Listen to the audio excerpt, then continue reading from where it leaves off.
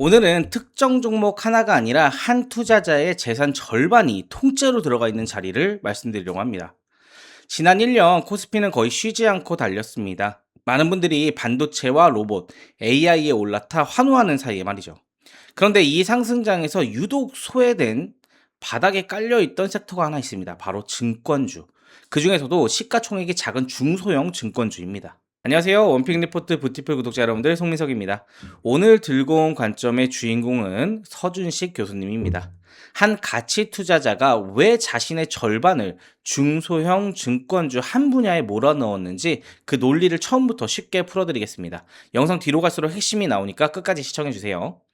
미리 한 가지만 짚고 가겠습니다. 오늘 내용은 특정 종목의 매수를 권하는 게 아니라 한 투자자의 철학을 함께 들여다보자는 겁니다. 자, 먼저 오늘의 주인공을 소개하겠습니다. 서준식 교수님은 신한자산운용에서 최고 운영 책임자 CIO를 지낸 분으로서 오랜 세월 금융투자업계에 몸을 담았고 지금은 숭실대학교 학생들을 가르치고 계십니다. 채권과 배당을 기반으로 가치 투자를 하시는 분이죠. 특히 매년 수업 때 자기 포트폴리오를 통째로 공개하는 걸로 잘 알려져 있기도 합니다. 이 포트폴리오를 열어보면 전체 자산의 절반가량이 증권주에, 그리고 남은 절반의 절반 정도는 은행주에 쏠려 있습니다. 비중을 줄여보려 해도 금융주 쪽으로 무게가 계속 기운다고 할 정도였죠. 자, 그럼 왜 이렇게 한 분야의 자산을 몰아넣었을까요? 첫 번째 이유는 의외로 단순합니다. 이해하기 쉬운 업종이라는 거죠. 업계에 오래 있었던 만큼 주가가 크게 빠졌을 때 재무제표만 펼쳐봐도 그 하락이 합당한지 아닌지를 빠르게 가려낼 수 있다는 거예요.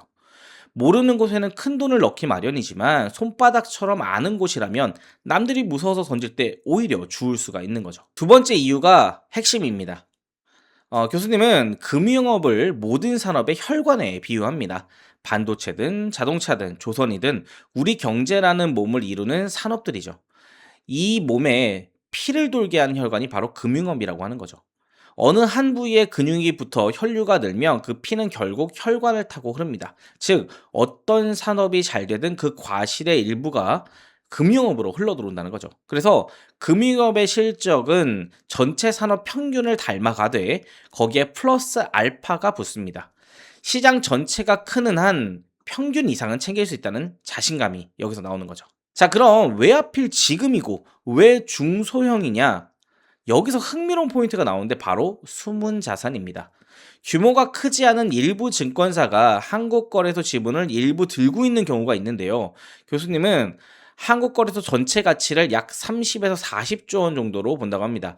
그 추정대로라면 회사가 가진 거래소 지분의 가치가 회사의 몸집, 즉 시가총액을 웃돌 수 있다는 겁니다.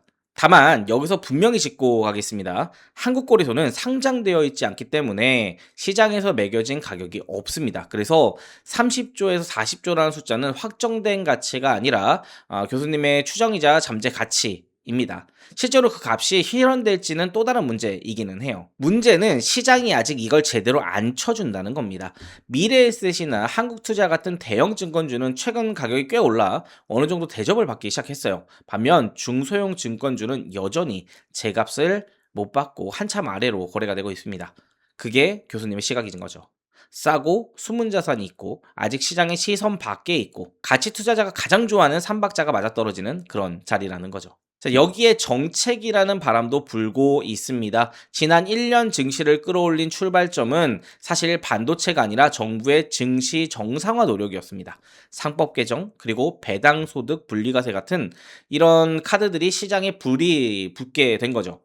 여기에 장기 투자를 유도하는 이른바 슈퍼 ISA에 대한 도입, 그리고 주주 가치를 일부러 눌러놓은 형태를 막으려는 지배구조 개선. 그래서 이런 흐름들까지 더해지기 시작하면서 좋아지기 시작한 거죠.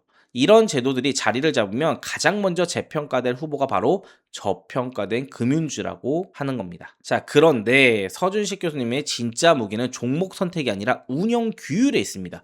그는 가격이 오르면 기뻐하기보다 배당 수익률이 떨어졌는지부터 먼저 봅니다.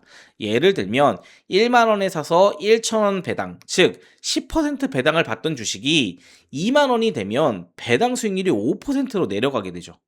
그러면 미련 없이 팔고 그 돈으로 7% 이상 배당을 주는 더 싼 종목으로 갈아탑니다. 이렇게 교체를 반복하면서 받는 배당이 절대 액수가 해마다 차곡차곡 늘어나고 있습니다. 비싸지면 팔고 싸지면 줍는다. 말은 쉽지만 이걸 20년간 흔들림 없이 지켜온 게 진짜 그분의 실력인 거죠. 그분이 부를 측정하는 잣대는 주가가 얼마인지가 아니라 내 자산이 한 해에 토해내는 배당과 이익의 합이 얼마인지입니다. 그는 1만 원이 매년 15%씩 불어나면 20년 뒤에 16만 원이 된다는 복리의 힘을 강조합니다. 실제로 그 자신이 20년간 연 15% 안팎의 수익을 찾아오고 쌓아왔죠. 조급하게 급등주를 쫓기보다 싸고 좋은 자산을 모아 복리의 시간을 태우는 것. 어쩌면 가장 느려 보이지만 가장 확실한 길일지도 모르겠네요. 물론 무작정 사라는 얘기는 아닙니다. 짚어야 할 리스크가 분명히 있습니다. 첫 번째, 이 모든 그림은 정부가 증시개혁의 끈을 놓지 않는다는 전제 위에 있습니다.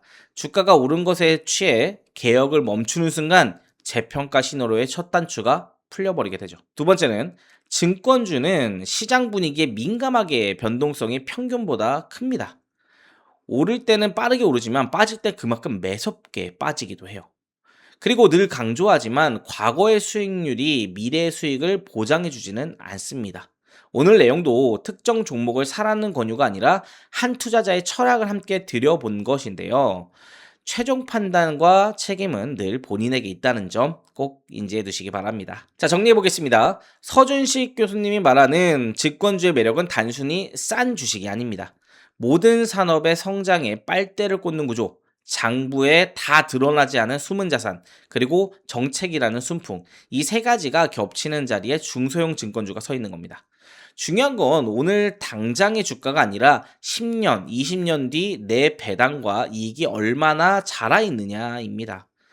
조급하게 급등주를 쫓기보다 싸고 좋은 자산을 모아 복리의 시간을 태우는 것이죠. 자, 마지막으로 보여드릴 이 그림은 복리와 시간의 힘입니다. 이게 이제 워렌 버핏이 돈을 모았던 것과 유사한 거죠.